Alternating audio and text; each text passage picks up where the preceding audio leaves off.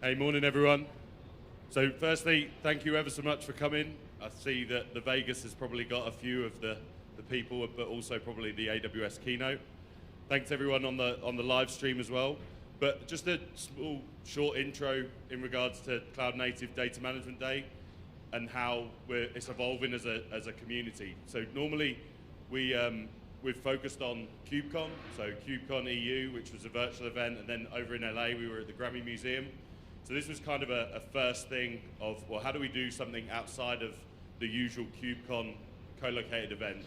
So this was the first kind of test to see how we could generate an audience that want to speak more about Kubernetes Cloud Native in the AWS like ecosystem. So firstly, thank you very much for coming. Obviously, there's breakfast, coffee, everything you need from a hydration point of view over there. I think there could be mimosas as well. But yeah, thank you for coming. Thank you to our sponsors as well. We're all gonna, each of us have got like 15 minutes lightning talks. Want to keep it really laid back. If you've got questions out there, it'd be really good if we could just be interactive. I think that's how we all learn, and we're all in different areas of our progression when it comes to cloud native. So being interactive is only going to help that. So let's roll to the first bit of the slide. Hopefully I stay on time. So just to introduce myself, I'm Michael Cade, and I'm a senior technologist at Kasten by Veeam. So concentrating on data management around Kubernetes. So obviously Veeam is focused on data management around the wider platforms, ecosystem, vSphere, etc., and that's kind of where we were first born. The session that I kind of want to touch on is the stateless versus stateful, but also saying that the argument is around databases in Kubernetes, and is that the right way? And the answer is, well, it depends. In that some people believe that Kubernetes is completely for stateless workloads, scale up web services, scale them down as and when you need them. But then also some people are running stateful workloads, databases, Mongo, etc., databases within Kubernetes. And then there's this other area where you're leveraging PaaS type services within your Kubernetes cluster or within your Kubernetes application. So if we go to the next slide, please.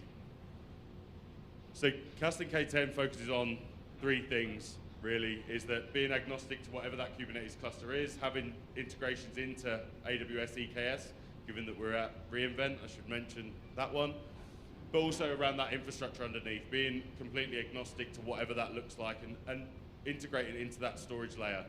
But then more importantly is around the top layer of data services.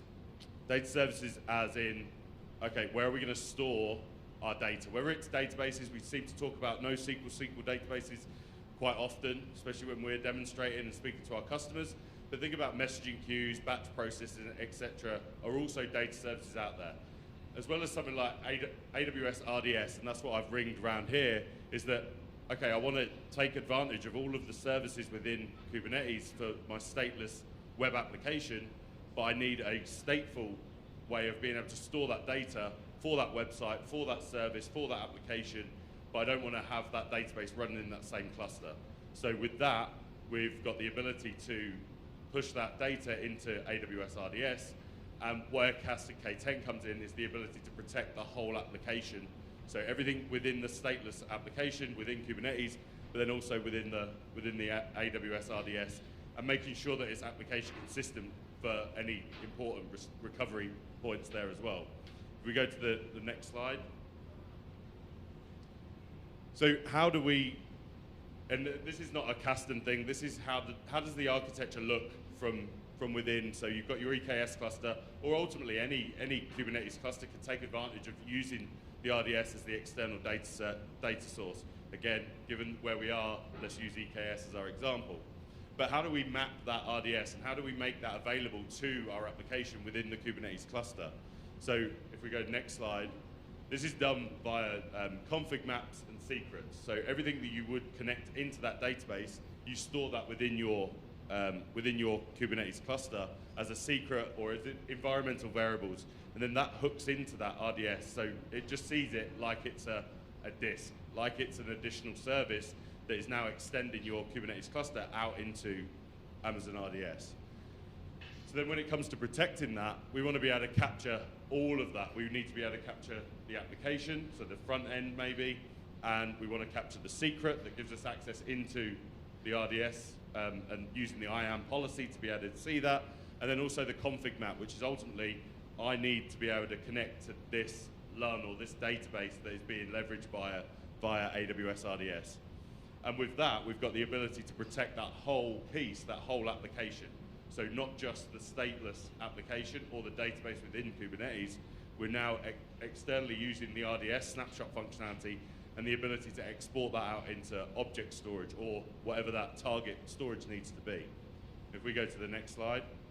Now this might be a little bit small for everyone to be able to see, but ultimately we're going to create that config map, which gives our front end the ability to see what that service is for that RDS instance. We're going to create that secret, and then we're going to annotate that config map so that K10 or Kasten can grab that. What we also have is, so Kasten K10 being the commercial product, but we also have is an open source project called Canister, which also gives us the ability to hook into that RDS, and basically that's what K10 is using to be able to grab that application and make it application consistent. So here I'm saying about creating a backup policy using Kasten K10 because that's the orchestration model for the product, but ultimately if you wanted to, you could use Canister, the open source project, to be able to do that as well. And if we go to the next slide, please. So annotating that config map gives us the ability or the awareness of that service to be able to say, okay, we want to be able to protect that, either using Kasten K10 or using Canister to be able to do that. So Canister uses the concept of blueprints. Blueprints are ultimately, this is what we want to happen. It's a list of instructions to say, this is what I want you to do when we come to trigger this backup or this action. And Canister, as much as we're talking about Canister from an RDS perspective, Canister has the ability to hook into Postgres, SQL, PG Dump, for example. It wants to use native database backup tools that are already in place, and things like MySQL and other NoSQL environments, Mongo. But then also other data services, so I mentioned around messaging queues, things like Kafka, being able to protect those as well in a consistent fashion, because it's all well and good being able to capture the persistent volume at a point in time in a non-consistent or a crash-consistent state, but actually how do we recover that in a consistent state so that we're not losing any data in between? And if we go to the next one. So again, I'm not sure how clear this is, but that, if we look in the bottom left-hand corner of the slide, you've got your stateful application. Let's say that this is the Amazon RDS. Maybe it's Aurora, an Aurora DB. That kube exec, which is plugged into the Kubernetes API, is triggered from the canister controller, and we create an action set within canister, and then that provides us the ability to leverage whatever blueprint we choose to instruct at that time, and then we push that out into our object storage. So that's the canister workflow. In K10, we just wrap around a nice UI and an orchestration model so that we can achieve that without you having to go in and manually run that on a regular basis. So if we go next slide, please.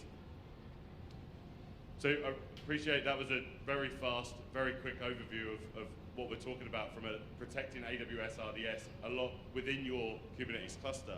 Now, if you want to find out more, we have docs.kasten and docs.canister.io, and that's going to give you all of that information around the blueprints that are available. So if you're choosing to run databases within your Kubernetes cluster, which is more and more the conversations that we're having with customers at the moment, is go and have a look at that docs.canister.io, open source, and the ability to contribute is always very welcome. And depending on where you are, the other plug that I want to make, and kind of not related, is around learning.kasten.io. So we found that a large number of attendees, especially at KubeCon, didn't necessarily have, or they were very much in the beginning phases of that learning curve around cloud native, around Kubernetes. So we created a platform called learning.kasten.io, and that will run through literally creating your first ever cluster without having to have the resources locally, and having that ability to walk through creating a data service and focusing on that area, because I strongly believe that there is a massive gap when it comes to persistent storage within Kubernetes and the education around that. But I think with that, hopefully that was useful. If there's any questions, then I'm happy to take them. If not, also for the online audience, if there's any questions, drop it in the comments, and then we'll get round to answering those as well, maybe in the panel later that we have. But yeah, with that, I think the next slide is introducing Jagadish from Robin.io. But yeah, thanks very much. Hopefully that was useful.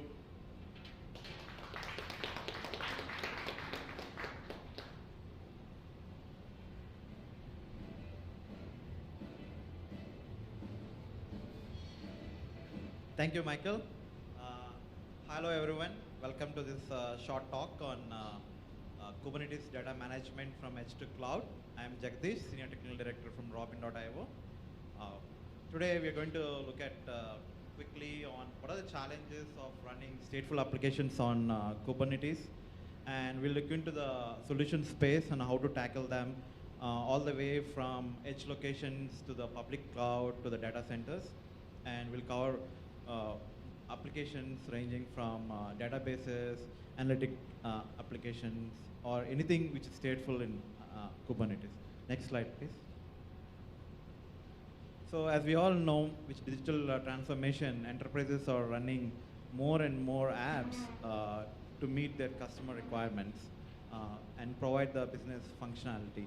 With the new apps, a lot of data is being generated, and this data is giving insights to the businesses to make better decisions and provide better services to the customers, at the same time providing safety to the employers in big offshore locations. So with this demanding applications generating data, we are constantly evolving from the data center perspective. Previously, we have seen from mainframe servers all the way we are seeing from the public cloud. With the click of a button, you are able to create any number of compute, network, and storage resources for your applications. So from edge locations where most of the data is generated, and to the on-premise locations where you run your enterprise databases, and the public clouds where the applications are moving towards the public cloud all the way from the edge to this thing, but the data is being generated more at the edge, and the applications are running all across the spectrum from the edge to the cloud. Next slide, please. So what are the challenges given that we have so many applications running as part of a business with multiple teams running, those responsible for each of those components, and the infrastructure is heterogeneous in nature, right? So the same multiple team, one team can be using one cloud like AWS, another team can be using Azure, or another team basically can be using on-premises. So altogether, there is heterogeneous infrastructure and multiple applications running on them, and you have multiple teams so that the infrastructure can be commonly used for better ROI. So all these challenges are there when it comes to running applications across the spectrum. We'll see how we can solve those challenges when it comes to stateful applications. Next slide, please. So to solve those challenges, industry is already emerging towards cloud-native architecture. And in this cloud-native architecture, we have gone from monolithic applications to microservices, where microservices are basically small components which provide specific functionality which can be developed independently, upgraded independently, deployed independently, and all together they're forming an application. So from monolithic to microservices and the introduction of DevOps and the containers, the way these applications are packaged all together from the cloud native architecture. And to support this, Kubernetes has already become de facto standard, as you all know, for running containers applications. So Kubernetes already has all the many features when it comes to deployment of applications, self-healing, rollout, rollback, load balancing, and of course it is planet scale. So Kubernetes has solved most of the issues when it comes to the stateless applications. Next slide, please. So when it comes to stateful applications, there are many challenges still remaining with Kubernetes. For example, a pod, when it is running, needs, let's say, has a data, and that pod gets killed. It cannot be scheduled on a node where it don't have access to the data. That means there is some data gravity associated with that particular application. So that means that there needs to be an understanding when an application is deployed, where its storage is coming from, where the pods can be connected to, and also the terms of requirements. For example, an application might need a specific IOPS in terms of latency, and certain applications can be bandwidth sensitive. So all those requirements have to be boiled down to the allocation of particular storage, or in the cloud, allocation of particular disk types, IO2, GP2, everything. So there's so many disk varieties, but given the application requirements, everything has to be allocated automatically by the storage.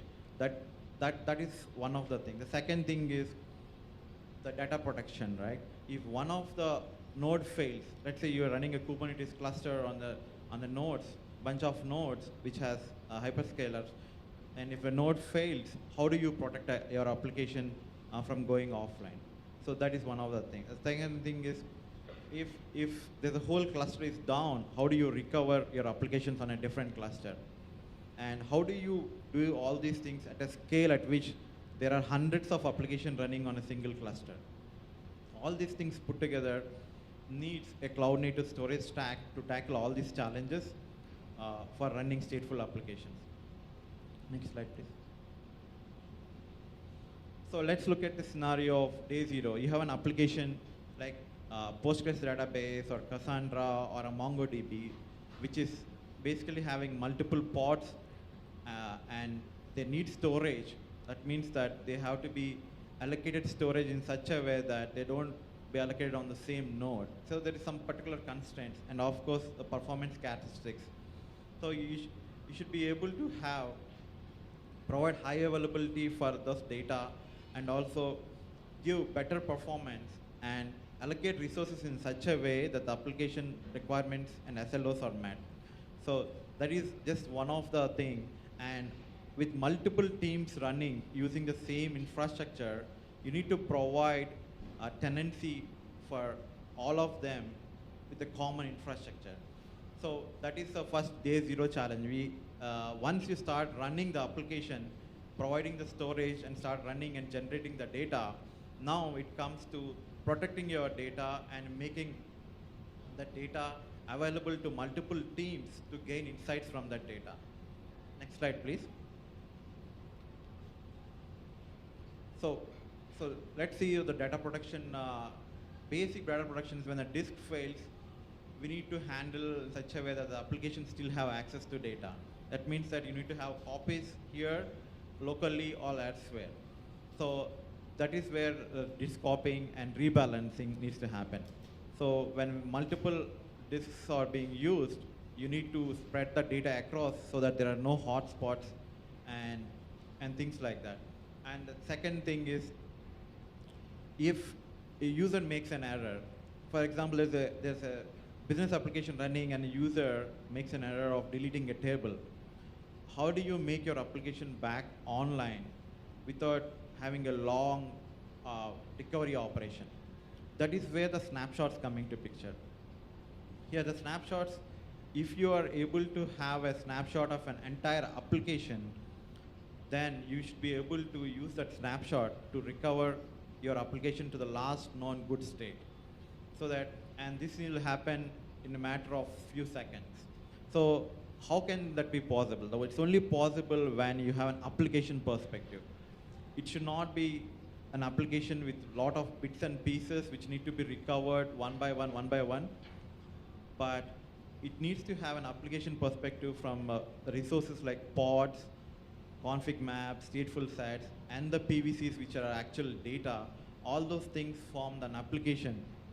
And when you take a snapshot, you take a snapshot of an entire application so that it can be recovered from that application perspective. And it also needs to have a consistency groups so that if an application is across multiple nodes, maybe it's running on 4 nodes or 5 nodes, you need to have a consistent group in such a way that the application can be snapshotted and the data is consistent when you recover. And next we come to the actual errors. If the whole servers are down and unrecoverable, then you need to go to backups. And backups can be elsewhere in a storage, object storage like S3 or any of the object stores, where you should be able to go to a new cluster and point to the backup, and the application just comes online in a matter of small time, which means that the backup in itself encapsulates everything with respect to the application. That is only possible when the storage has a concept of all the application objects and this metadata in combination to the data. Next slide, please. So, as we talked about, in case of a disaster, when one cluster goes down, there's always a possibility to use backups and recover the application. But backups only become part of a solution, recovery solution. They have high RPOs and RTOs. So when it comes to RPOs, basically it will take a lot of time to recover your backup and bring it to the application, and the data is available. And basically, if those RPO cannot be met for an application, we need a different solution. That's where disaster recovery solutions come into picture, wherein every time the data is returned, the application generates data. That data is streamed to the another cluster for redundancy. So when one cluster is down, the second cluster takes over and brings the application up and running in a matter of seconds. This is again possible only when everything is replicated from the application perspective from the primary cluster to the secondary cluster.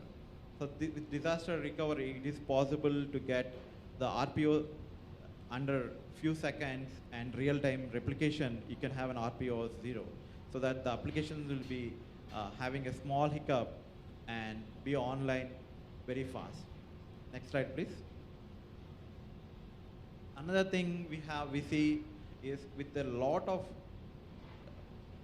adoption of Kubernetes, we are seeing Kubernetes running at multiple edge locations in on-premises and also the cloud. In the cloud, we are seeing EKS, AKS, and also those are all managed Kubernetes services, and also we have Kubernetes running on the VMs on the cloud.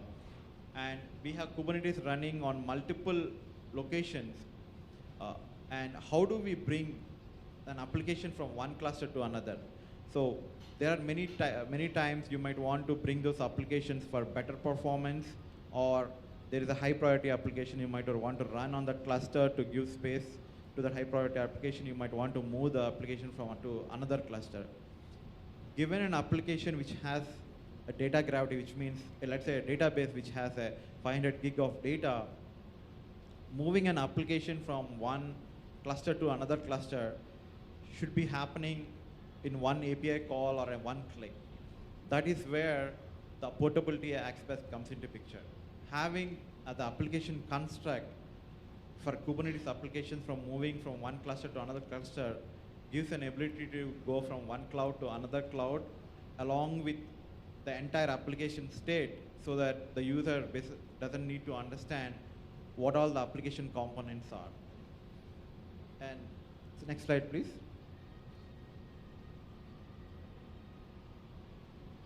So basically, for simplifying data management and running stateful applications on Kubernetes, you need a container native storage stack which can understand the application from the Kubernetes perspective, understand the data locality, understand its data protection requirements, and able to basically run those applications and manage those applications in the day 2 scenarios, recover from errors. All these things need to be done without having a storage expertise and placing the disk one by one. It has to be done automatically by multiple teams with a click of a button and managed and automated. So this needs, for simplifying such operations, you need a cloud native storage stack which can hide all this complexity behind and still provide the SLOs to the applications. Thank you. Any questions?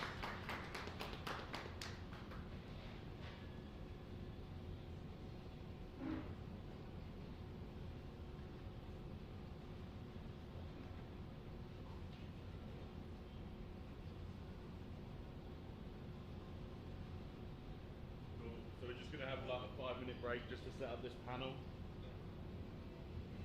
Right, so grab yourself some coffee, keep coffeeed up.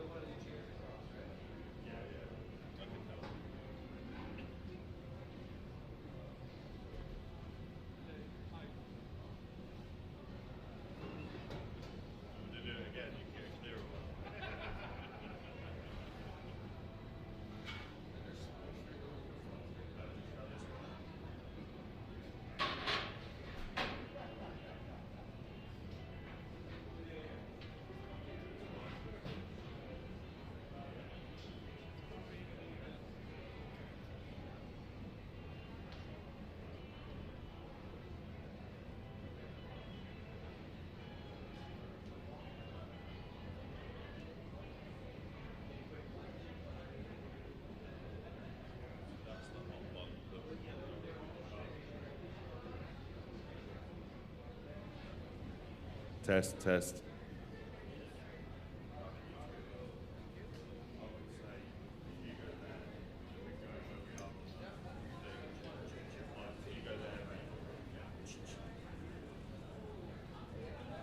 Check, check, 1, 2. Check, check, 1, 2, 2, 2. Check, check.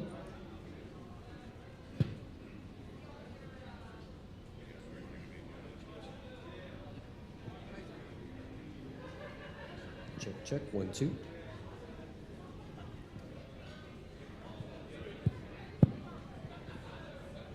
Testing, 1, 2, 3. Sweet. Right. One more, Nick. Right. One more, Nick.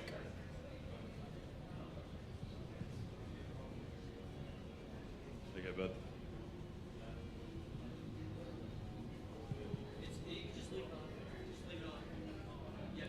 You go there, mate. Just where we are on there. Uh-oh. Check, check. Okay. Hello? Check, check.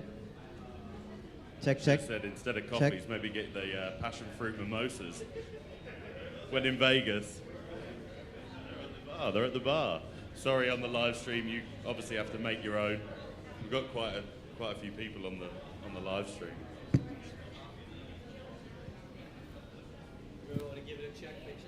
Hello, hello. Is this good? Yeah.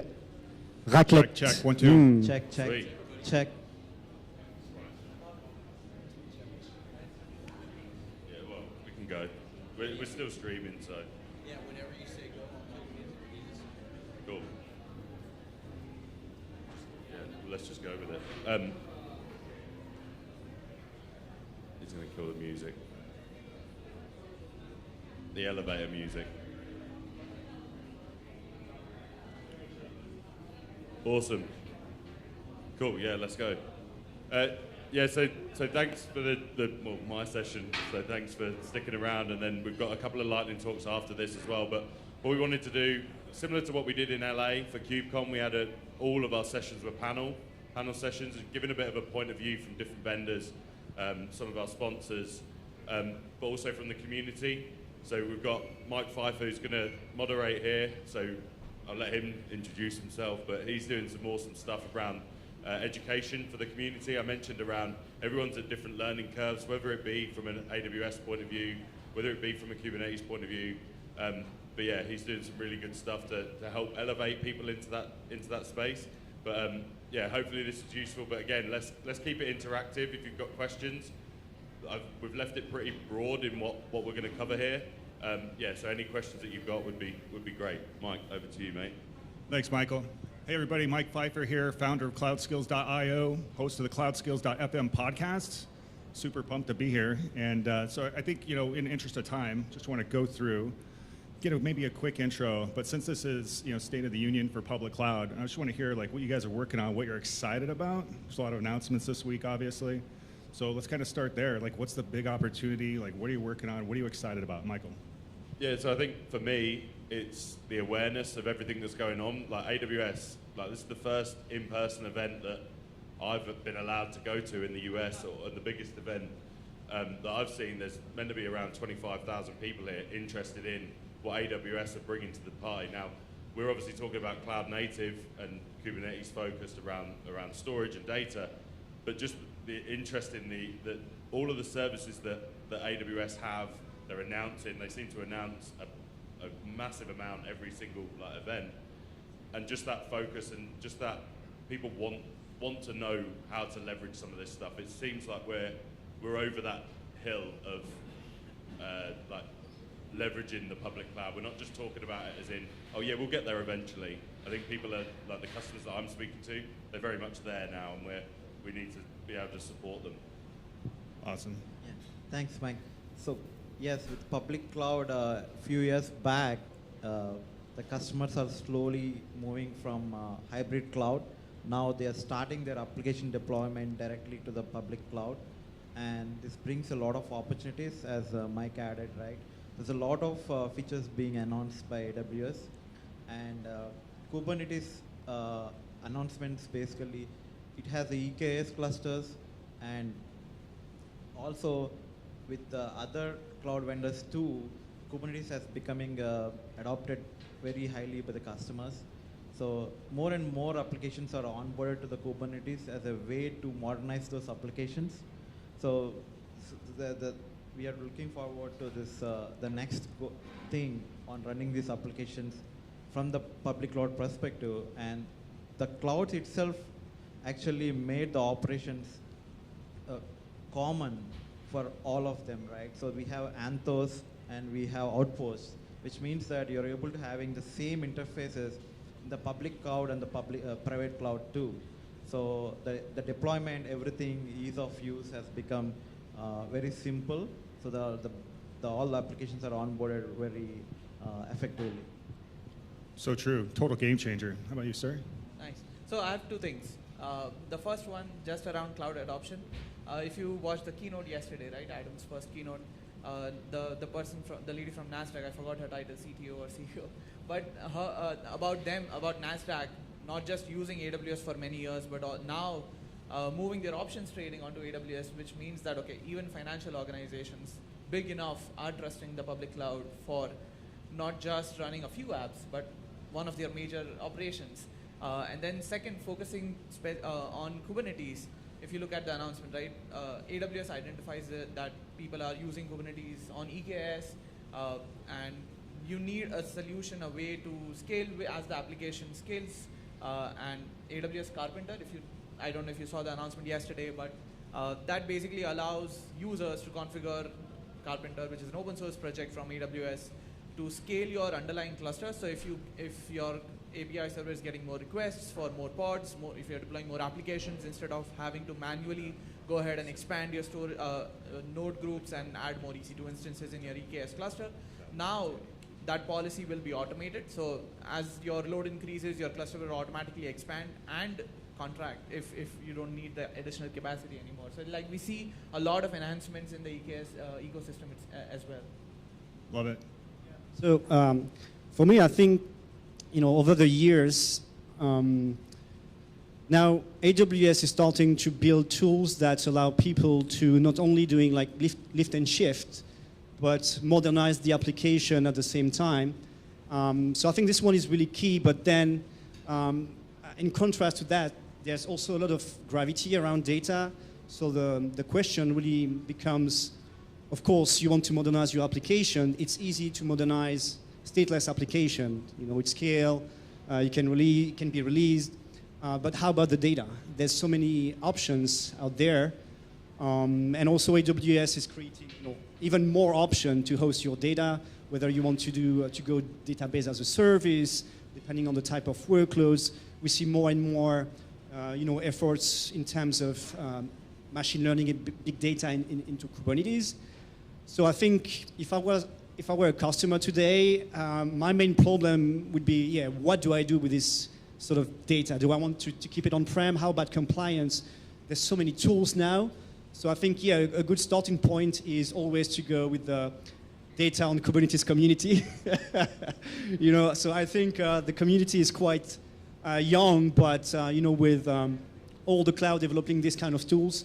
So I think this is really a key community. And the last point is, for me is, of course, cloud is enabling a lot of things, but this is a competitive environment. So every cloud will have its own tool sets, own services. And we all know that, we're going to live in a multi-cloud environment. There's no such thing as a company that is going to use a single cloud. So the real question becomes, how do you standardize all that? And how much you need to invest into people knowledge, and how can you find the right amount of efforts, learning curve versus operations. Yeah, so on that note, I would love to dig into the community stuff. Obviously, maybe not obviously, but I do have an interest in community and learning. You mentioned that the cloud native community is young. One of the things that I'm working on is training and trying to figure out new ways to educate people in this space. So my question is, how do we keep up with public cloud these days? It's changing at breakneck speed. What do you recommend to organizations that are looking at cloud native? How are they going to educate their staff? And is there cultural changes that need to happen to adopt this stuff? What do you guys think? Yeah, so I think there is. I think coming from a data management point of view, it's like if we're focused on protecting workloads, protecting that data, understanding what that data is. I don't think it matters what platform it's on for that, but you still need to be aware of the differences. It's the same data management challenges, but it's just a little bit different. It's like different cars, different engines, different trucks, different vehicles of being able to protect that, right? So I think the awareness needs to come first. Like, not everyone should go out tomorrow and roll out EKS and Happy Day and start rolling their applications and converting everything into Kubernetes. But I think having the awareness of it is the first stepping stone to get to that base camp, and then start educating via the community or via other services that are out there. There's tons of good quality training out there, and I think that's how the awareness needs to be first, but also it feels as well, and hopefully the community is what we are. The community is definitely hearing that complexity around Kubernetes and hopefully simplifying that, because I don't think that the daunting task of learning what the value brings and the awareness needs to be that steep. I think that's one of the key areas, but awareness is my number one takeaway, is just know what's available. Yeah, I agree. So companies now has a lot of applications, and they're looking to modernize them. So not all applications can be immediately moved to the public cloud or taken care, basically advantage immediately. So every application has to be seen, what is the opportunity of moving this to public cloud, and what is the risk if I don't move to take advantage of those resources. So on those bases, once decision is taken whether this can be moved to the cloud, then again in the cloud there are what needs to be used. Should we use a managed application service, or should I use a Kubernetes as a service, or run independently on the VMs, right? So there's so many ways you can consume public cloud. So then again, when it comes to Kubernetes, again, when it's more future-proof, you're moving to cloud native. So with cloud native, the obvious choice have become the Kubernetes, right? So that is where all the challenges have come, and there's a lot of solution space, and there's more and more traction coming in to put existing applications on Kubernetes. And also we have the community software like KubeVirt, where you can run actual applications on virtual machines on Kubernetes. That means that it gives you a path to move legacy applications into the Kubernetes and still take advantage of what Kubernetes provides in terms of scale, in terms of healing, in terms of rollouts, and whatever cloud native has to offer. So there's a huge advantage we can take in terms of public cloud. Okay, so to answer your question, right? How can people get started? How can they learn more? I like Michael's point about, okay, there are so many resources out there, and you shouldn't be afraid. One of the best thing about using public cloud is it's so easy to get started. Like, if you want to deploy an EKS cluster, don't worry about moving your applications right now. Just do it. It's a single command. If you use EKS CTL, it will default to your region, it will default to the number of nodes, and you will have a Kubernetes cluster. So just start doing it, and then as you're going through these different training modules, you actually have a cluster that you can experiment with. And at the end of the day, again, it's just another command to delete it if you do something wrong. But yeah, it's easy to get started, so like just do it. I think it's important to make sure you do delete it, because Yes. otherwise it's going to cost you money. It's not free in there, right? That's a good point. Yeah, please delete it after you're done, or else your manager might not be as happy. So for me, I think it's there is three main things. The first one is, of course, education. I mean, people tend to think, going to the cloud is super easy. As long as you've got your credit card with you, of course, that's easy. Like doing, or even deploying simple application into the cloud, deploying EC2 instances. But for more complex application, more enterprise application, you need planning. So you need a good partner. So it's very two important things: have education, have the right partner. And again, multi-cloud means that, of course, if you go to AWS, Azure, Google, if you just listen to the cloud provider, of course, they will always, promote their own solution. So having a neutral sort of partners who is, best advise you, that's the second one. And the third one is, I would say, technology is always the most simple problem compared to, people. So of course, if enterprise are thinking about cloud, they need to first maybe think about their own process internally. So typically you want to do it like as you migrate to the cloud, you start to revamp your own teams and things like that. So that's also very important. But and finally, what I want to say is, migrating to cloud is easy, but migrating back is even more complicated. So it's really on a use case basis. I think that hopefully people now understood that lift and shift model is not the way to go. And I think where Kubernetes is helping, of course, we have containers. So container in terms of application portability, you don't care whether it's Azure, AWS, etc., right? But at the same time, it allows you to modernize your application and go from your own laptop as a developer to production using the same set of tools, right? So for people who are not sure in terms of how do you want to consume cloud, I think Kubernetes is one of the quick wins, because if you started to run Kubernetes on-prem, you've got the knowledge, you've got the people, and on the long term, it will for sure save you money, because if you look at all the AWS or other cloud service provider services, most of the time you will find the same open source kind of project, Lambda with Knative, TensorFlow, you can have Kubeflow, all of that. So it's really like you have to find the right balance between all of that. And speaking of multi-cloud, right? Everybody's talking about multi-cloud and considering that. What does that actually look like? Do we need to start thinking about architecting workloads across different public cloud vendors, or are we just going to be doing multi-cloud to serve different areas of IT? What do you guys think? And is that something that's coming up in conversations for you? Yeah, so I think there's a bit of both there as well, and I don't think so Kubernetes itself allows you to obviously have the same distribution wherever it may be, with some nuances between maybe AWS and other public clouds and on-prem. And depending on what your business is doing, you might want to span over different services and leverage the different local services to the public cloud or on-prem, and it might come down to what that data is and why you do it. I think at the moment though, we're massively missing that commodity way of being able to manage multiple clusters under one roof, under one tool.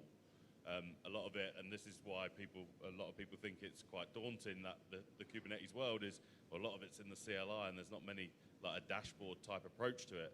And I think that's one area that we need to get to be able to manage that, if you even need to manage that. Because when it comes to EKS, AKS, GKE, whatever the managed service is, do I really care other than if I'm leveraging other services around that?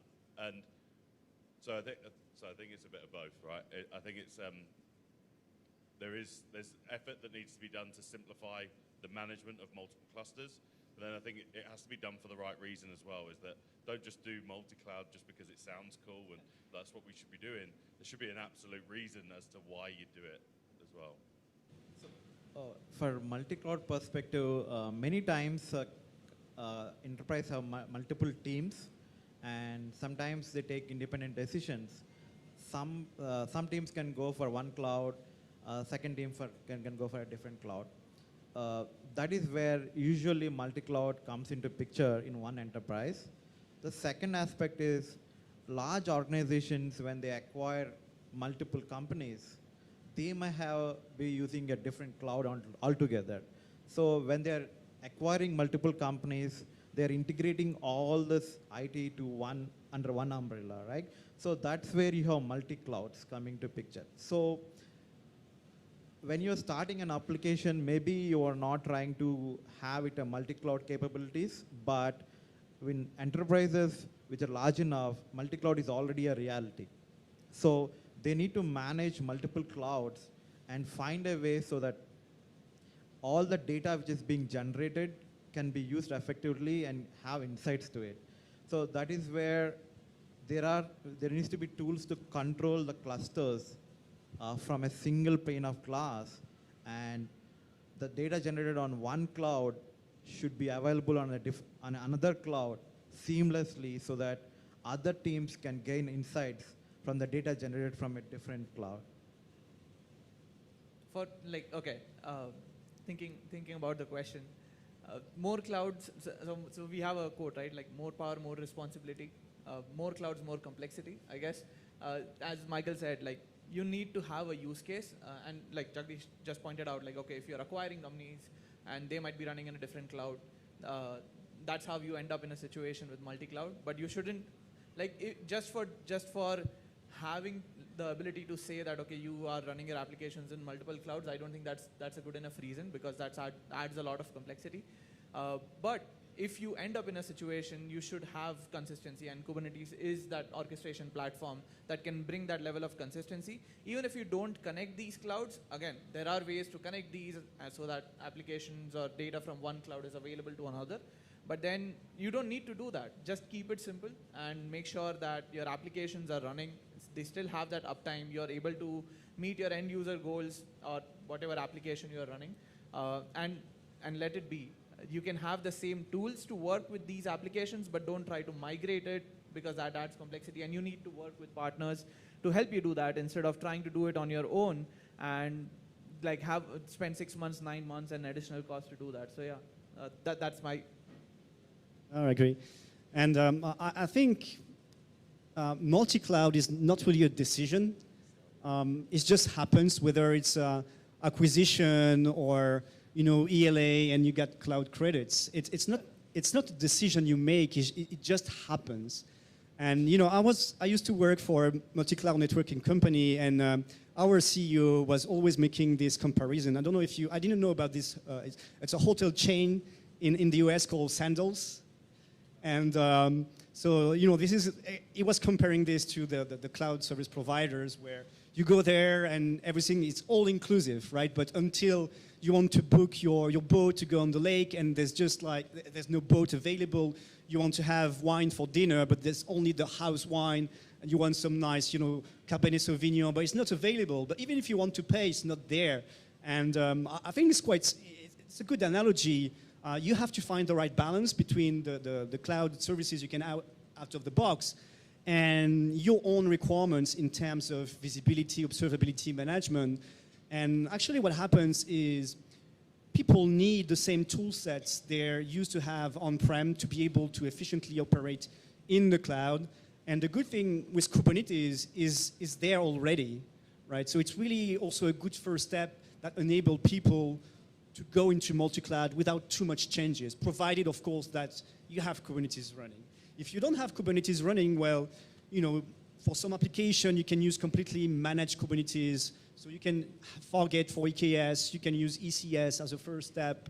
But as you move forward, of course, we have this notion of data. Data gravity needs to be removed so that you can treat in the same way, whether you're on-prem or in the cloud, and always having the same amount of availability, performance, visibility. One of the things that flashed into my head when you were talking there was me leaving stuff running and paying a bunch of money for stuff that I didn't really want to do. And we've all run into that probably, right? We've all spent more than we wanted to.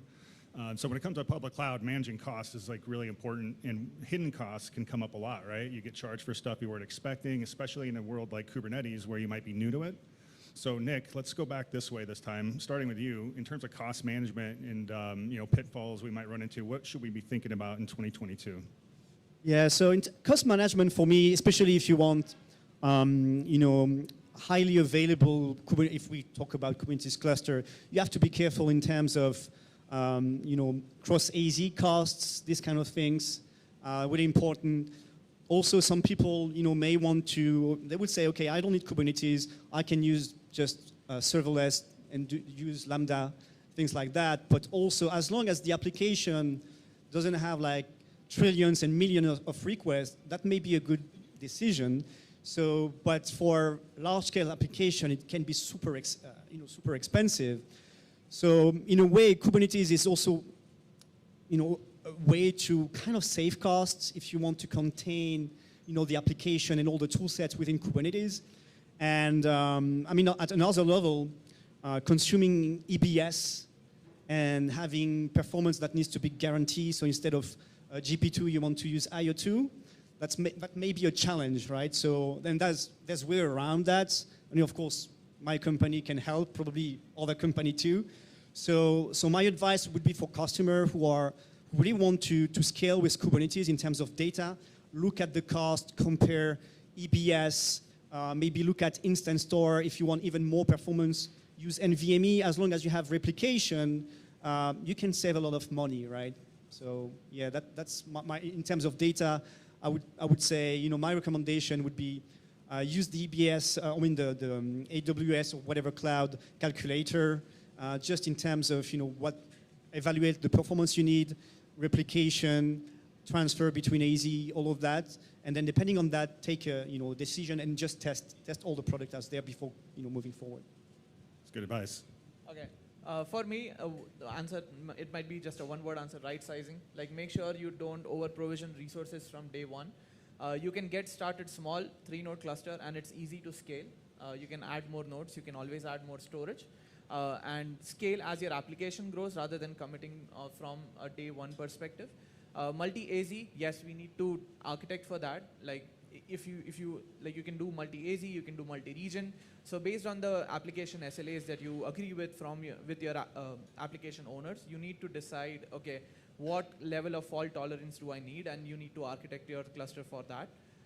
Another thing is you need to keep up with the different announcements that are made, right? Like yesterday or this week at AWS reInvent in the keynote, I don't know if it was part of the keynote, but one of the blogs, they launched EBS Recycle Bin and EBS Snapshots, which helps you not overpay for snapshots. Like, okay, you can, if you still need that snapshot to be around, you can put it into Glacier from EBS and have that for longer term retention rather than paying for EBS from like EBS snapshot on a monthly basis. So think about your clusters, maybe use some tools that help you identify these patterns on where your money is being spent. Is it for inter-AZ or inter-region data transfers? Or is it because you didn't right size your EKS nodes and you are maybe using an M5.4x large, whereas you might only need M5.large. So make sure you do all of that work before starting, or even like continuously monitoring and improving or optimizing your clusters. Yeah. So in terms of data usage, right? So there needs to be a storage stack which is capable of compressing the data so that the same disk can be utilized by many applications. Second thing is most of the users wants to copy an application data. Maybe they want to run the upgrades, run the analytics. So once you start copying the data multiple times, multiple teams, it will grow and grow, and it will add to the cost. So there needs to be a solution from the cloud native storage stack where you can take an instant copy without actually copying the data, which are called instant clones or thin clones, where it doesn't consume any data, any storage space, but still give a view of the data. So that way you can save storage costs. And next, coming to the object store, if a lot of data can be moved to the object store in terms of backups, or even in the object store, they can be periodically moved with a policy to move to the Glacier to basically save the cost. So also other disaster recovery scenarios where you don't need to be running idle compute for basically all the time. Only when the disaster hits, you can spin the compute and plug into the existing storage and bring your application. So all this needs some kind of storage stack which understands all the cost scenarios and give the user all that flexibility. Yeah, so I think cost optimization or cost awareness is probably, like if we think about that above all, I think there's a lot of work being done around managed services, managed Kubernetes services, etc., to give visibility of that, and that goes down into everything that's been said around storage. I think also the benefit, or the majority of people that come from an operations background are probably thinking still around like that CapEx model of being able to have to go out and buy your storage. You're locked into that. You're same with your compute. And when it comes to the public cloud, when it comes to any public cloud managed service, that goes out the window. The flexibility of that, of being able to move around different storage and seeing what fits, and then the weirdness of how many, like you have different compute nodes, and that affects what storage speed you get from an EBS point of view. Like all of that complexity just adds to that. But the benefit of it being an operational model, so you can quickly move, migrate, change, be flexible about where you store that data. But all of the benefits that's been mentioned around like dedupe compression, all of those areas and that you get above above and beyond the EBS offering. Now that might be enough, depending on what the workload is, but then looking at that storage investment of what you're going to do, and it's not an investment that you're going to have to make today for 5 years' time. It's literally, this is what we're going to do for maybe a month, but maybe a year, because you're going to be paying for that, and you can pick and choose and be quite flexible around how and where you store that data. And if you make a mistake, and use air quotes there a little bit, because I think this is going to be it's a constant. It allows you to evolve that application, the data set that you're using, and if you need to move it from one cluster to another, that's the whole point of Kubernetes. It gives you that flexibility of being able to move that and transform that data set and move it to wherever it needs to be as well. Great advice, guys. Thank you. So I think we got about 10 minutes left. That's probably enough for one more question to go through. Does anybody out in the audience want to ask a question? Wanted to put the opportunity out there. Anybody want to ask one of these guys a question? Any burning questions? Yes, sir. I think we have a microphone as well out there. No, we don't. Actually, I'll bring my microphone to you. Oh, yeah, or we'll just repeat. Yeah, there we go.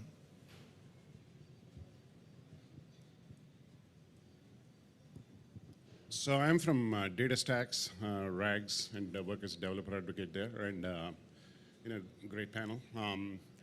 Expand a little bit more on the multi-cloud. If you look at kind of the details, I was trying to install EKS in multi-region, with disaster recovery and things like that, and it gets pretty hairy, complicated, and so on. I don't want to be stuck to, like Anthos or EKS Anywhere, which is really only on VMware right now, right? So who knows, right? The question really is about, what are the projects from a cloud-native perspective that, a developer can take advantage of and not be tied down to, like, vendor offerings, I guess, right? Is that question? Yeah. Kind of makes sense? Yeah. So I think the similar issue that we've just spoken about, and we've focused on Kubernetes, I think from a database point of view, those data services, like, how do you know which one to choose, and how do you know which one that is the right fit? And you've got projects out there that are making that a little bit simpler to choose the best data service, but also migrate between them and be able to take advantage of that. And the operator model around databases and data services is a compelling one for being able to take advantage of that, put it onto whatever storage that needs to be. But I think that the same points that we've put across for Kubernetes in general around the storage piece, I think things like data services have the same perceived complexity that needs to be addressed as well. Yeah, so also I think disaster recovery, when we're talking about multi-region, it tends to get complicated. Right? As long as you're multi-easy, single region, things tend to be easy. Beyond that, you need glue, and a lot of glue with everything in the cloud, right? It's like an exposed model. Any application you take from on-prem, whether it's a monolith or even like microservices, just putting this into the cloud automatically involves a lot of moving parts. It's like an exploded model. And if you want to make this highly available cross-region, it's even more complicated. So when it comes to stateful application and data, of course, you have some of, if the operator will help you create database cluster and replicate data at application level, but also what you need to be aware is, how do we replicate the underlying data, the storage, essentially. So of course, you have a lot of vendors that does that. You have open source project as well. My advice is try maybe first start with the cloud native way of doing things. When I say cloud native, I shouldn't use that. Because again, cloud native means different things for different people, especially if you're a cloud service provider, right? So when I say cloud native, it's more in the sense of the strict definition, of having like a consumable pool of resources, you can extend all of that, right? So use maybe the cloud service provider tools to do that, experience the pain, and then try maybe other solution, open source solution, because what you don't want to have is only rely on this operator, application layer to provide you with the high availability, because at some point, if you have a node failure, you need to bring the data back, right? You don't want to operate in a degraded mode for too long. So you always have to plan for the worst. But yeah, there's no easy solution. Yeah, and like to answer the open source part of questions, right? There isn't a simple answer, and that's why I think vendors are here. From an open source CSI spec perspective, we're still working at the volume snapshot level and then trying to orchestrate that, but then not from a deployment perspective or an application migration perspective. You need not just your volumes and volume snapshots, but you also need all of your different Kubernetes objects. So I think open source solution might be a difficult answer for now. It might be a vendor answer, but yeah. Yeah, so I really want to give a shout out to KubeFed and EKS KubeFed. So once I discovered that, things kind of went so smoothly. Because really, I don't have to worry about VPC peering. I don't have to worry about routing. I'm not really a networking guy. I'm a developer guy. I just want to kind of make things work, right? And EKS KubeFed was so cool. It just set up everything. So, it does the immutable infrastructure, if you will. So I really want to give a shout out to that open source project, and I hope that more happens on the KubeFed side and the multi-cluster side. As much as I like the vendors, I really don't like them. So that's where I am. So.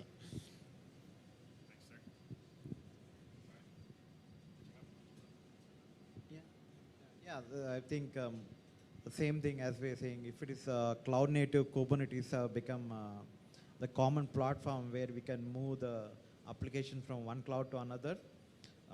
But as we are seeing, there's a lot of network configuration details and data gravity associated with it. So we need to take into consideration all those things when we are providing them basically failure capabilities across clouds and even the multiple regions. Awesome. All right, everybody, that is our time. Thank you for your attention. Thanks to our panel. Appreciate you guys. Make sure you're following these guys and what they're working on. It's insanely cool. Thank you, guys. Enjoy the rest of the show. Thank you. Yeah. Thank you very much. Cheers, mate. Cheers. Yeah, thanks everyone. So now we're going to go back into two more lightning talks. We'll just throw these chairs off. Yeah, awesome panel. Love doing these. I think we get some really good perceptions around what we're seeing in the industry, in the community. The open source topic will continue to be like a very interesting and potentially overcomplicating because there's so many different options that you have. That was one of my points that I wanted to raise on that. But overall, it's everything moving in the right direction there. Nick, I think you're on now with your session, bud. Nick, you're up now with yours. I think we'll take a couple of minutes and then jump up. Yeah. Cheers, mate. Someone is in between, that's fine. So what, 5 minutes or? We can go. If you're good. If you need a mimosa. No, I just need some water first.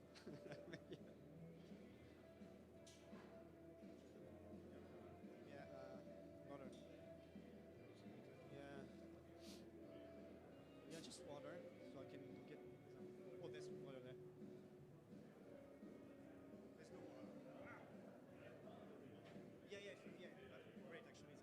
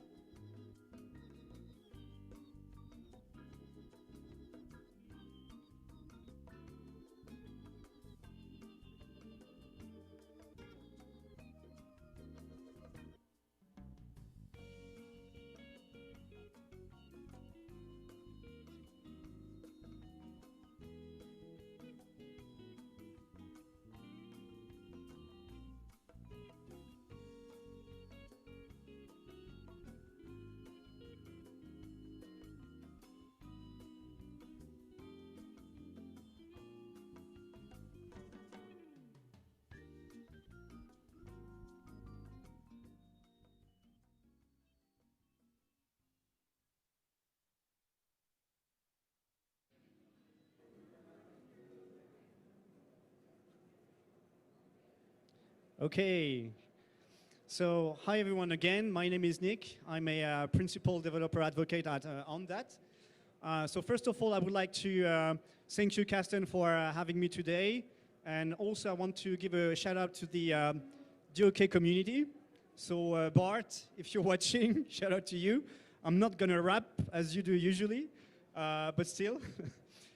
So the talk for today is about lesson learned when deploying stateful application in Kubernetes. So when we are talking about application, there's really two kind of components to the application. First, we have, of course, the stateful or stateless part of the application, which we know we can scale, we can replace easily, but also when it comes to the application itself, we need some data, right? The goal of the data alone doesn't do anything really, data alone, so we need some application to bring value out of the data, right? So there's a tight link between the stateless component of the application as well as the stateful component. So today what I want to do is explore the different way of deploying those stateful applications, how to deploy them in the cloud or on premises. So the next step. So but before that, as I was saying, the main difference between stateless and stateful application, it's all about this narrative around pets and cattle. So stateless application, they are easily replaceable. You can scale them as you want. Horizontal scaling, vertical scaling very easily. But when it comes to the stateful application, it's a bit more complicated, right? Because you need the data. You need the data so that you can bring business intelligence. Whether it's databases, of course, we've been talking a lot about databases and the operator framework, but it's also the same kind of concern with message queuing, key value store, all of that. So the question becomes, where can you run this data? So typically, if you want to start with the cloud and you're a small company, you don't necessarily have the knowledge to run this into Kubernetes. So the easiest path or the path of least resistance is to use database as a service. So basically, it does have a couple of benefits. So first, we have a low infrastructure maintenance overhead, right? It's very easy to consume. It's highly available. Things like RDS as well is using components you may already know, things like EBS, which are part of your day-to-day operation if you've been using some cloud for some times, right? And another benefit of using database as a service, you can leverage the economy of scale of the cloud at just the reach of a finger. You can scale, the cluster, you can scale the number of data as long as you pay the cloud service provider, right? Next slide, please. Next one. Okay, and also when running database, if we look at the current markets, this is also what Gartner is also highlighting is this is the way to do it. Consuming databases in the cloud is what people want to do. So if you look quickly at the number, what Gartner is saying is that by 2022, 70% of all the databases will be deployed or migrated to the cloud platform, with only 5% considered for repatriation on premises. So what that means is typically once you go into the cloud with a database, then chances are you'll never come back, right? And another key important point here is that the revenue for all databases management system, 50% of that will be from the cloud, right? Which is huge. Next slide. But the real definition, I'm using the same metaphor as before, but it's a different meaning this time. I think the iceberg is quite popular those days. So when I say cloud database, again, I want to double click on what that means. If you ask a cloud service provider, so a cloud database means managed database. You run RDS, you can run Aurora, all these kind of things. But if you go back to the definition of cloud native, this is not exactly what it is. So obviously, as long as you're in a single cloud, that doesn't cause any problem in terms of your operation. But as soon as you get into more than one cloud, there's a couple of issues that start to arise. So the first one is if you have any sort of automation or CI pipelines, or if you're using the native APIs to deploy your data and include your data in some sort of deployment automation or lifecycle automation, well, you have suddenly to learn a bunch of new APIs, which may be complicated. And so the reality of consuming databases, managed databases in the cloud, as soon as you hit more than one, you have to manage all the complexity, you have to relearn everything, and essentially it may cost you even more at the end, right? So next slide. And so on the other side, if you look at the common way of deploying images in a real, I would say, cloud-native way, you start with container. So here, this is a report by Datadog, which is quite recent. That was from October, I believe. That shows the 14 most used container images.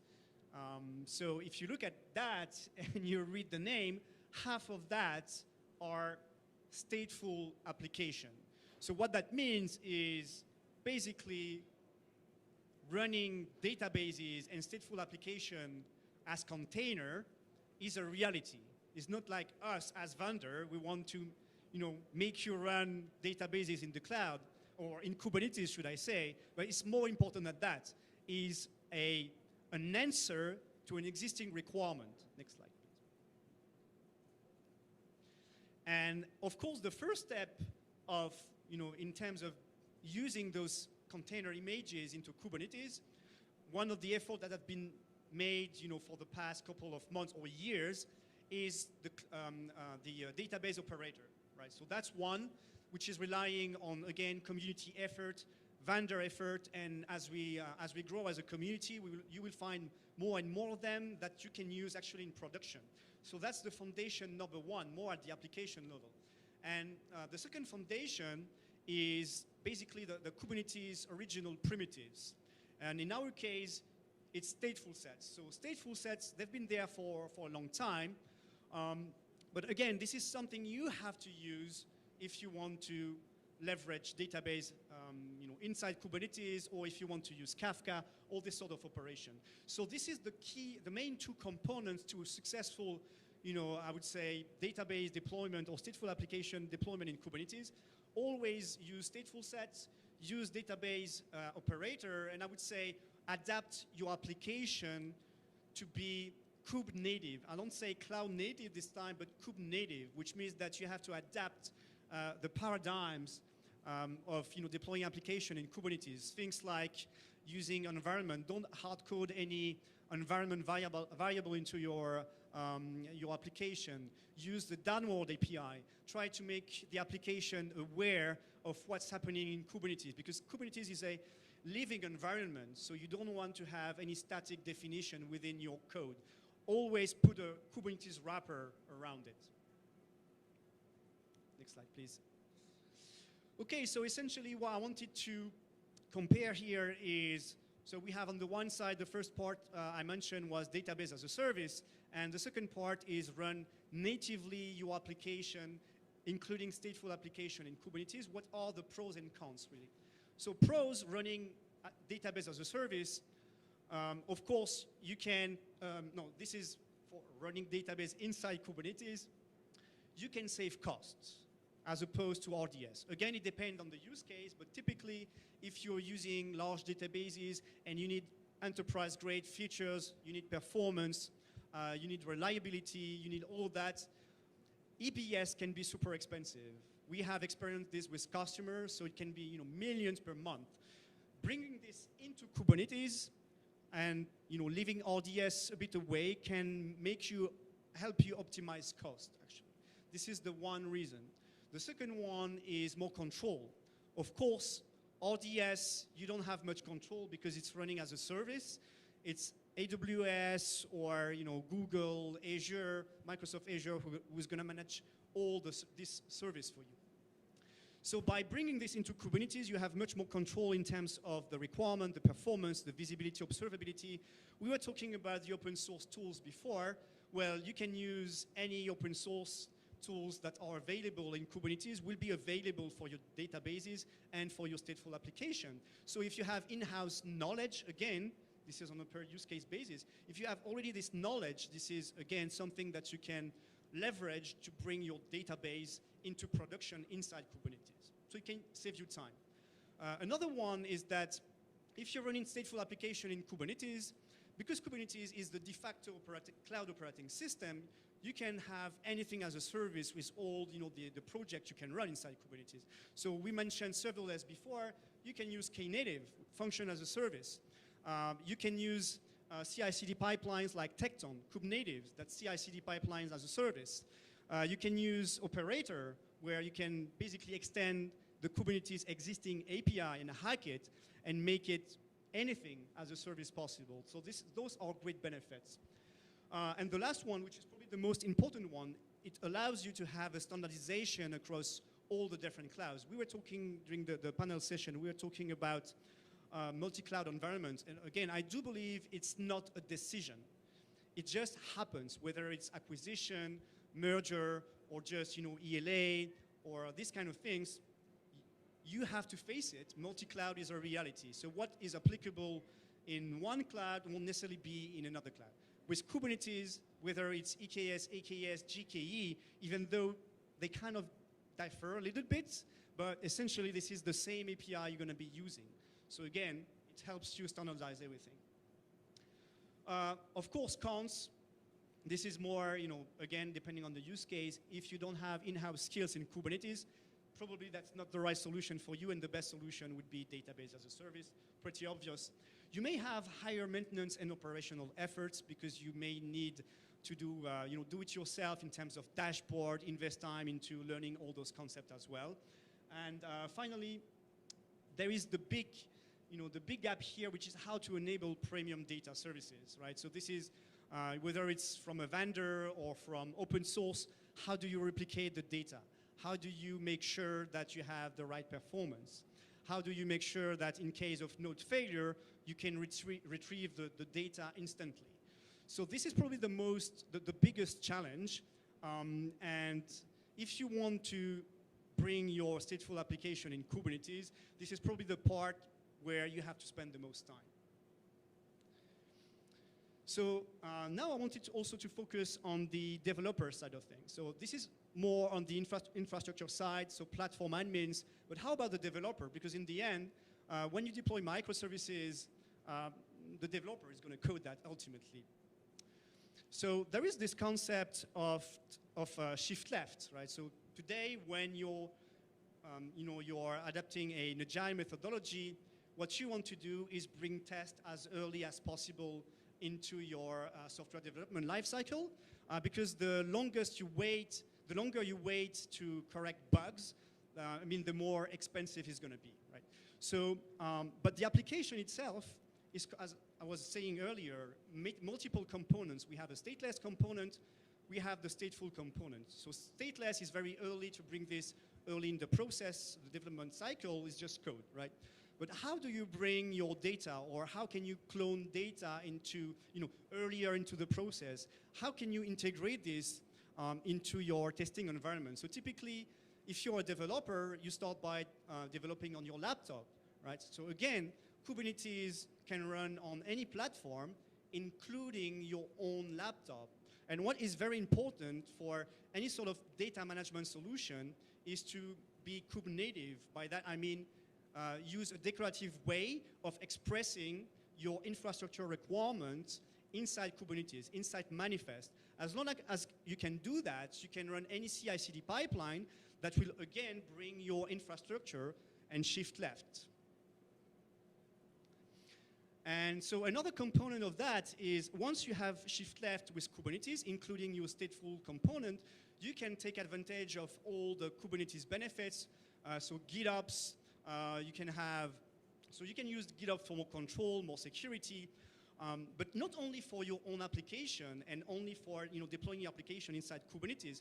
Once you have started to use Kubernetes and master the extension of the API, you can also leverage the operator model to basically automate everything and bring DevOps within Kubernetes. And when I say bring DevOps into Kubernetes, I also means stop using, or I mean, you can still continue to use it if you want, but instead of using the cloud provider native tools to manage application lifecycle, if you focus on DevOps tools that are specific to Kubernetes, you can enable end-to-end CI/CD pipeline, for example, using Tekton. Tekton will provide a way of keeping your CI/CD pipelines entirely in Kubernetes, and then you can use Terraform, Pulumi, or Closeplane to create these operators to not only manage the provisioning and the automatic provisioning of Kubernetes resources, but you can start using this concept to automate anything in the cloud,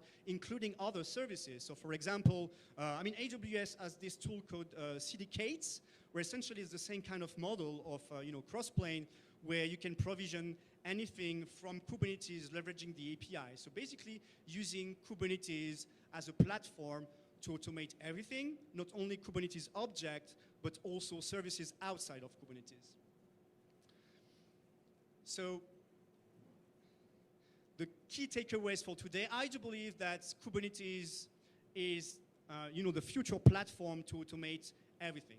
Not only Kubernetes application, not only stateful sets, not only databases, but anything you want to deploy in the cloud can leverage Kubernetes for end-to-end DevOps pipelines and also automation. So that's key, I think, for the next upcoming years, to use Kubernetes not only for running application, but to use it as an automation engine.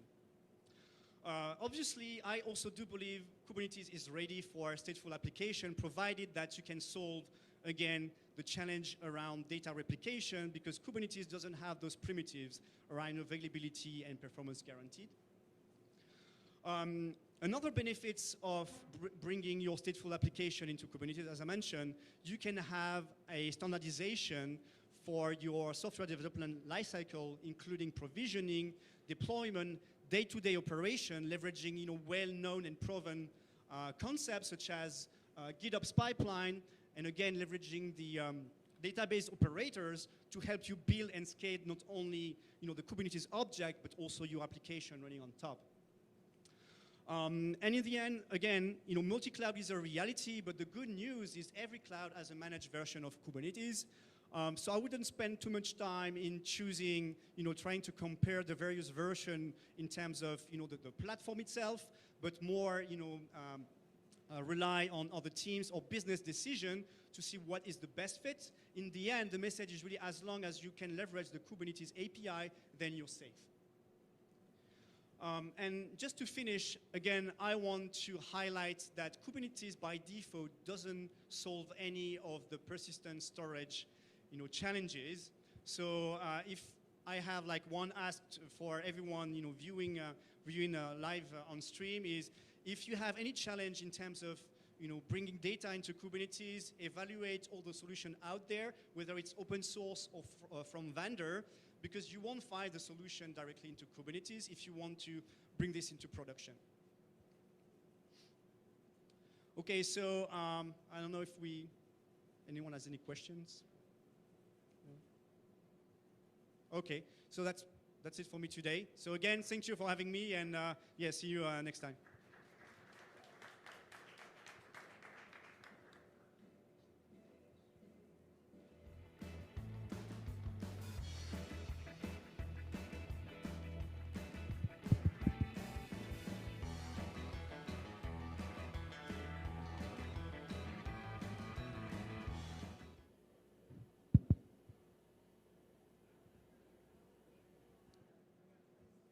So hi everyone. My name is Maziar Tamadan with Scality, and happy to be here to give you a quick talk on hybrid cloud data use cases, and of course with AWS S3 in mind, now that we are at reInvent. So just to set the stage, next slide please. These are, broadly speaking, the three buckets of challenges that we have looking at in terms of this digital economy that we are moving into, right? The first and foremost is the data growth, this unrelenting data growth that we are facing. And this is an explosive growth. It's not normal growth. It's really, we are talking about, we're past petabytes into exabytes and even zettabytes now. And most of that is unstructured too, which is another layer on top of that complexity. And then data, beside the volume of the data, the location of the data is also changing. Of course, data has been in the data center at the core, and increasingly in the public cloud as well, of course. But the new tier is emerging is the edge, where the data is, produced and even consumed and analyzed directly. So that's the edge tier that's also coming into the view. And then beyond the volume and the location of the data, there's whole digital transformation happening, and that's fueling the application modernization, and of course the cloud native architecture and all the apps, containerized apps and Kubernetes are part of that, of course. Next slide. So let's look at these one by one. So on the unrelenting growth of unstructured data, this is, as I said, is an explosive growth by leaps and bounds, and analysts like Gartner and IDC are projecting that we are, by 2025, you're going to be at close to 200 zettabytes, and that's like 200,000 exabytes, or 200 million petabytes. Can you imagine? And 80% of that is unstructured. And if you combine the volume, the sheer amount of data, and the type of data, no one can argue that object storage is really the solution for this kind of problem. And that's where Scality has been leading, a recognized leader for a long time. And then another data point from Gartner and IDC is that the cloud native applications, since we are cloud native data management day to day, are actually consuming and producing and using 10 times more data than traditional legacy applications. So that creates another layer of complexity and compounds the issue further for this type of new environment we're moving into. Next slide, please. So the next layer is, as I said, the data location. So of course, the data has been in the core data center for a long time. And of course, now we know that for the last 10, 15 years, data is moving freely into the public cloud services. But today, I mean, all the stats shows that 90% of large enterprise customers are actually using public clouds, not one, but multiple ones, in a multi-cloud environment. And out of that, there is a new tier, as I said, emerging, which is called edge tier, where the data is produced now and kept and worked on before migrating the data to the core and to the cloud and back and so on. So that's another emerging tier that we're going to be having to deal with moving forward in a span of a few years. They're going to be there. And then the data is not just created, say, at the edge or stored in the core and moving to the cloud. It actually goes, moving from place to place. The problem is that sometimes the data is so big and so large that you're going to face data gravity issues where it's prohibitively expensive and impractical to move the data around. It's not possible to move the data around anymore. So you have to deal with the data sets where they are, as they are. And that's one of the reasons applications are being portable, and that's one of the key reasons fueling the Kubernetes and the cloud native applications, because the name of the game is the application would need to be spun up wherever the data is and wherever they need to be working. And that's increasingly is where the data is, not where the application is. The application has to move back and forth. So there's another, there's a famous VC firm in Silicon Valley called Andreessen Horowitz. They did an analysis earlier this year about this cloud paradox, where large public software companies, of course, part of their portfolio or not, are spending about 50% of the cost of generating revenue on public cloud fees. So that's huge, right? It's half of their cost of generating revenue is gone to the cloud providers. And that's really make the compelling case for why you need to build or maintain some kind of a private infrastructure for your data and other things. And that's the cloud repatriation trend that you may have heard about for sure. Next slide, please. And the tail layer of that that we talked about is this application modernization, which is where 90%, projection is 90% of the new applications by 2025 are going to be cloud native. I'm not talking about cloud hosted application, I'm talking about cloud native application, meaning they are built using cloud native technologies and modern architecture. And 90% of those apps are you're going to be embedding some AI technology to sift through the huge amount of data they need to be relying on and processing. And that really creates a lot of complication and additional requirements on the storage layer, as we talked about from the other speakers today. Case in point, for example, and all the companies, banks, or other industries are actually becoming software companies. Like JPMC last year at this show showed that they have like 6,000 software developers in-house. 35,000 for 6,000 application. So they are becoming a software house just for their own needs. And the name of the game really is software, and the software and the automation it provides.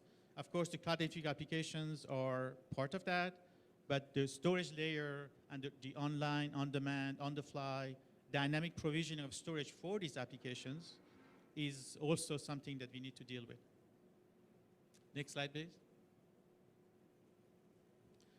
So, as I said, I'm not talking about cloud. I mean, you may think about cloud-native applications as, oh, you mean cloud-hosted application like a SaaS, a service, software service company, solutions. That's not just that. Cloud-native application could be many things.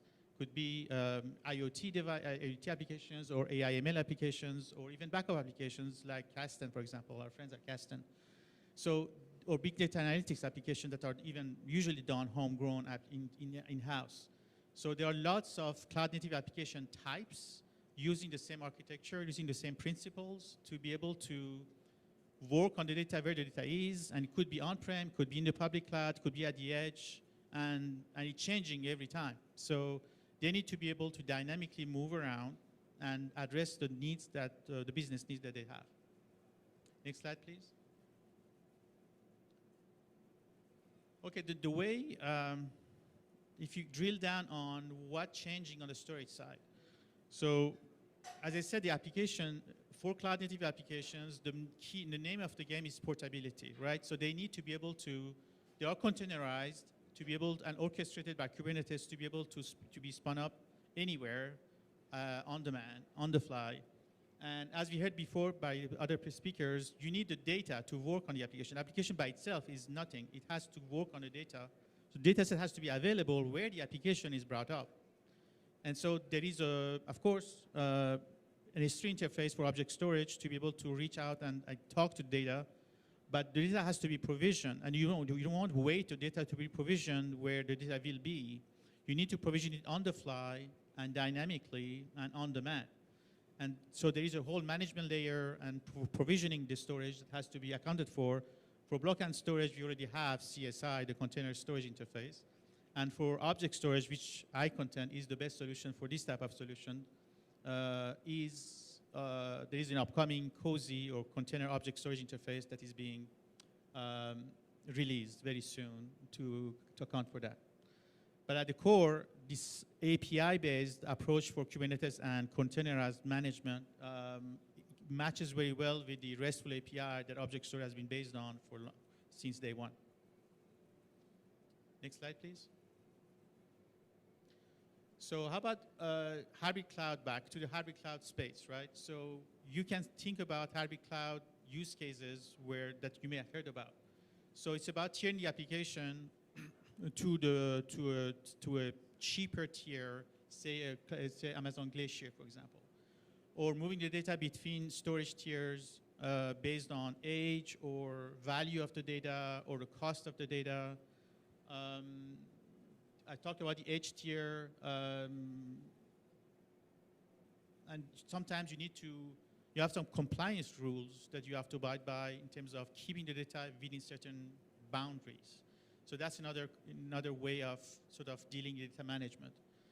But the data has to be managed in a multi-cloud way, in a hybrid cloud way, And increasingly, it's not just moving the data to the cloud, it's also moving the data from the cloud back on-prem and managing a sort of a single namespace, a global namespace for the data where it needs and where it resides, so that you can search for it, you can find it, and you can process it, and point your applications whenever they are spun up to that instance where they are.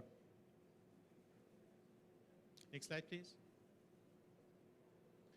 So let's look at three main hybrid cloud use cases that I'm sure you've heard about. Cloud archiving, it's just about offloading cold, dormant data you don't use. You don't really process anymore. Those cold, dormant data you can offload safely to a cheaper storage. So it's tiering out and safeguarding that data just in case you need to deal with it later. You don't need it on premium storage. You don't need it to deal with it on your day-to-day environment. You can just offload it to a cheaper storage. So that's called our cloud archiving. It's pretty basic, and you can understand that. Next slide, please. The second one is cloud bursting. This is about bringing up application and data on demand, on the spot, where you need increased capacity. For example, you have a end of year processing to do, and you don't want to over-provision your on-premise environment to sit idle most of the year, only to be used for last 2 weeks of the year. So you just spun up this in the public cloud. It's easy to spun up your application in VMs instances, let's say on EC2. You need your data too, so you need to tier the application to your data to the public cloud so that the VMs that you're running there can do the same job as if they were running in-house.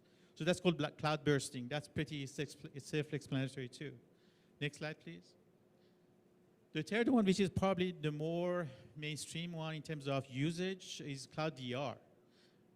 It used to be that people would have multiple data centers, mirroring each other just in case they lose one site, and so they would just migrate everything over to this backup data center of choice. That's extremely expensive, right? And the burden and cost is huge. A better way to do that would be to use Google Cloud for that. So you basically mirror your solutions, your applications in the cloud, and you spun that, you run that, your business off the cloud when you need to because your main site went away. So that's called Cloud DR, and of course that means continuous update of your data set from on-prem to the public cloud. Make sure they're in sync so that if there is an outage, you can just pick up where you left it on-prem and run it on the cloud, only to repatriate everything later as need be. So these are the three sort of bucket of use cases: cloud archiving, cloud bursting, and cloud DR, that you will see a lot talked about in terms of hybrid cloud utilization. Next slide, please. So there has been, as I said, some cloudification or containerization of some of the existing application solutions, storage solutions like for file and cloud using CSI and others. On the object side, it can work the same way. We have this COSI interface for the provisioning, but given the patterns and the dynamic provisioning of the storage that you need for the storage for the containerized applications, a new generation of object storage is really required to match all the requirements.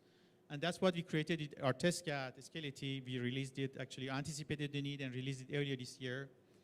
And the idea is to allow for the storage itself to be containerized. So this is our solution, our test case, is actually running as a containerized application itself. Microservices all the way through the stack and running on Kubernetes of your choice. We provide ours if you want to run on-prem, but you can use the Kubernetes distribution of your choice to run our application on top of your Kubernetes environment. And then you connect that to whatever application, containerized application you have. Again, using a dynamic provisioning with COSI and of course S3 for the actual data path. Next slide, please. But that's not enough, right? So as I said, you need a sort of a global, common, unique namespace across all your data sets. They could be on-prem, could be at the edge, could be in the cloud. You need some place to be able to account for everything. And that the built-in capability of, in our case, Artesca, is that you have this view baked into the solution from the ground up.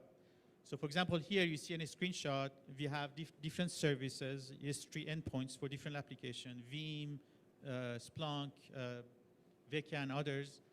And then underneath that, the actual storage that we use could be our storage, like Ring or Artesca instances, or public cloud, in this case, AWS or even Azure and Google and others.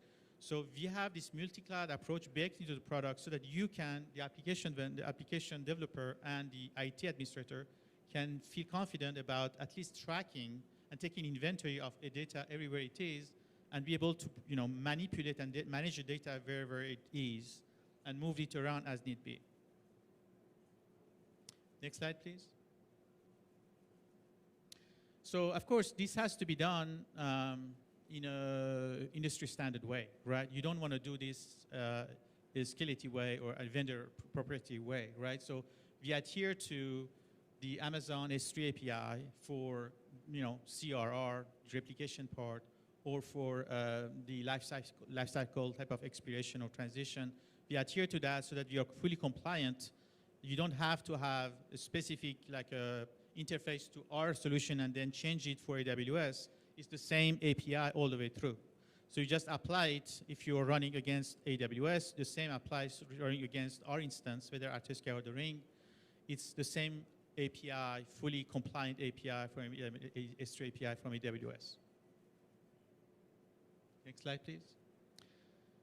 So as I said, there are new application workloads emerging at any levels, right? Could be hosted application, could be AI ML application, could be analytics application and the likes. And those have different models and use cases.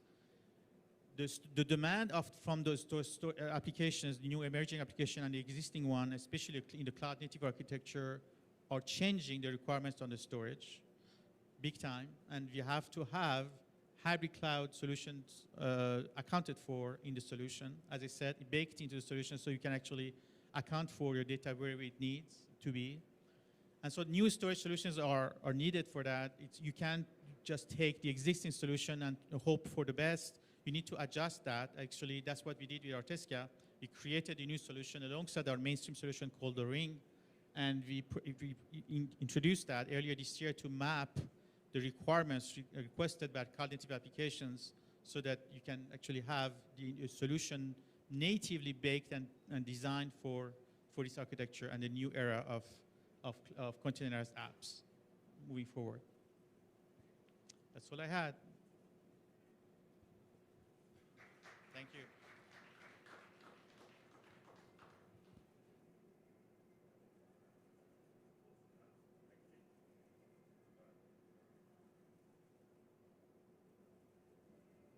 Awesome. Yeah, is that one last slide, please, Steve? So that's everything from a content point of view. I think, firstly, thank you everyone in person who managed to come and listen to what we've got to say from a community perspective. Also, everyone online from a live streaming point of view. Everything's going to be available afterwards. We'll get slides available as well so that anyone can grab hold of those and have a look through. Yeah, hopefully it was useful. Obviously, we're going to be around for a good maybe half an hour, maybe even longer. But yeah, let's keep the conversation going. If you're not already, follow CNDM days on Twitter, on social. One thing that we're going to start doing as well is a lot more regular live streams. So we've been doing live streams every month on a Tuesday with our sponsors and some community members. So we'd love that. Call for papers, and we'll have that all on the website. But yeah, thank you again for coming. Yeah, hopefully it was useful. Thank you very much.